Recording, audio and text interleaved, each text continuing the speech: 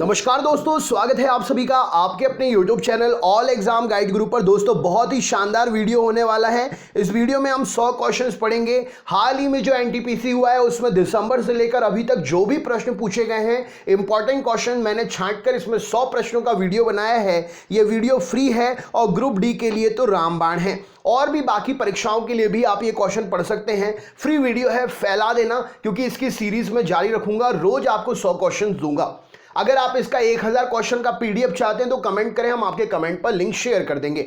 अभी ये वीडियो अगर अच्छा लगता है आपको तो लाइक करिएगा, चैनल पर नए तो सब्सक्राइब कर लीजिएगा, जिससे रोज के नोटिफिकेशंस आपको मिल सके। चलिए शुरू करते हैं वीडियो। सबसे पहला प्रश्न ये रहा स्क्रीन पर, कमल हसन की राजनीतिक पार्टी का नाम क्या है? तो मक्कल निधि मय्यम कमल हसन की राजनीतिक पार्टी का नाम है। मुद्रा का पता लगाने के लिए किसने रोशनी ऐप विकसित की है? तो आईआईटी रोपड़ ने मुद्रा का पता लगाने के लिए रोशनी एप्लीकेशन विकसित की है।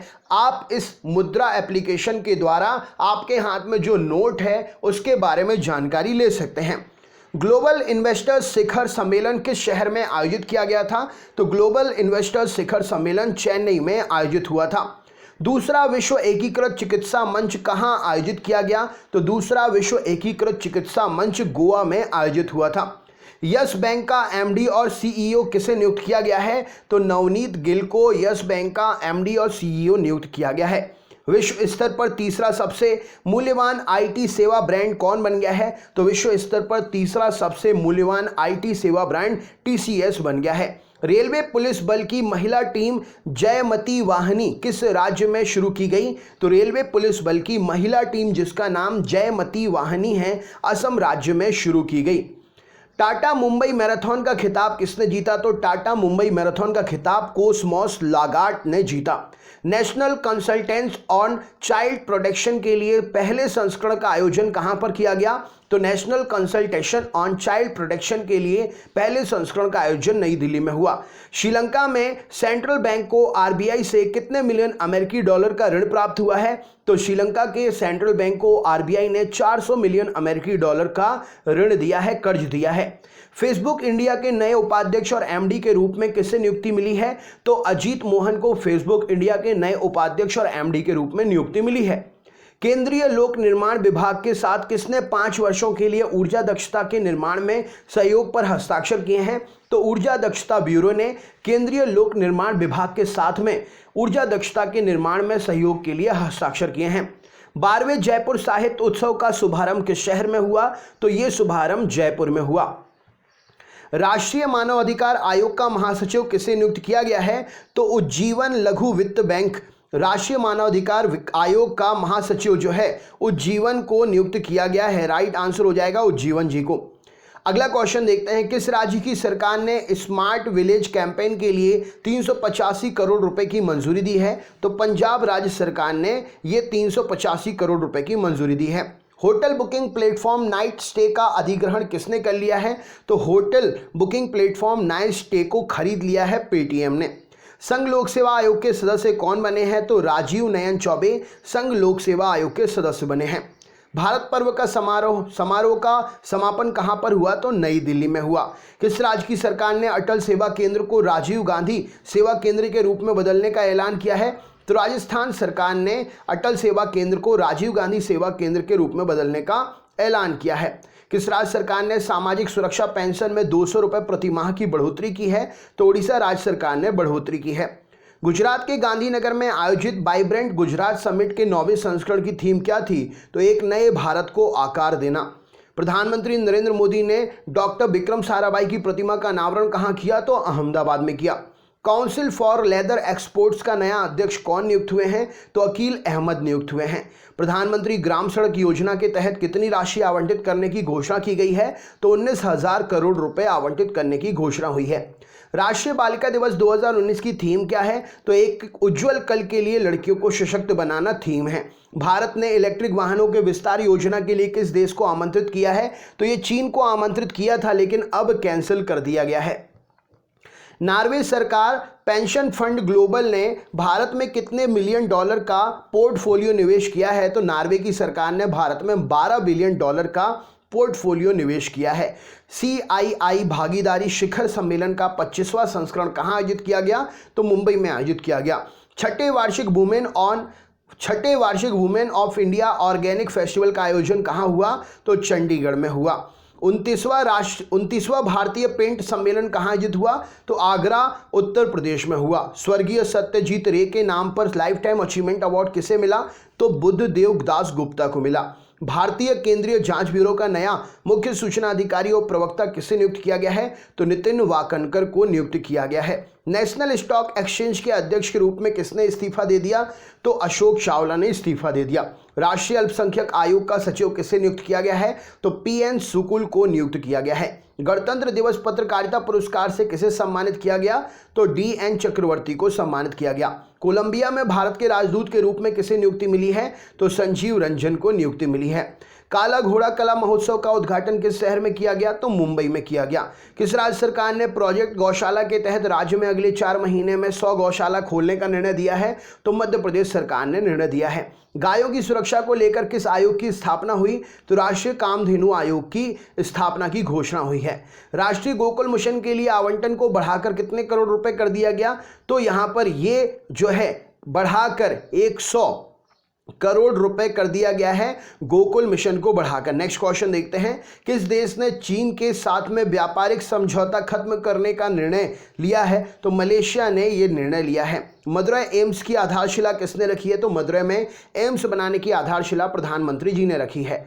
किस महिला टेनिस खिलाड़ी ने ऑस्ट्रेलिया ओपन 2019 जीता है? तो नाओमी ओसाका ने जीता है। ऑक्सफोर्ड डिक्शनरी ने किस शब्द को 2018 का हिंदी शब्द बताया? तो 2018 का नारी शक्ति को हिंदी शब्द बताया। डिक्शनरी का हिंदी शब्द नारी शक्ति, वुमन पावर। गणतंत्र दिवस परेड में पुरुष दस्ते का नेतृत्व करने वाली पहली महिला कौन थी? तो भावना कस्तूरी थी। संघ लोक सेवा आयोग के सदस्य के रूप में कौन नियुक्त हुए हैं? तो डॉक्टर TCA अनंत नियुक्त हुए हैं। भारत का सबसे बड़ा स्टार्टअप इकोसिस्टम कहाँ आयोजित किया गया? तो कोची, केरल में स्थापित हुआ।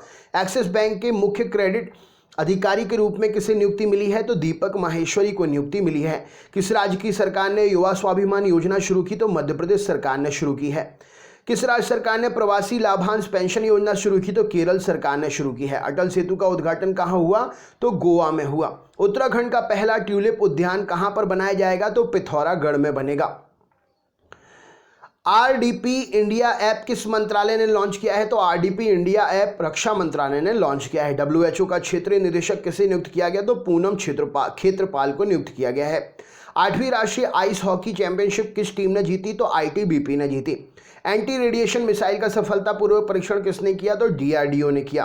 तकनीकी वस्त्रों पर राष्ट्रीय सम्मेलन कहाँ पर आयोजित हुआ? तो मुंबई में आयोजित हुआ। GDPR रेनिडेक्स इंडेक्स में कौन सा छठे स्थान पर रहा?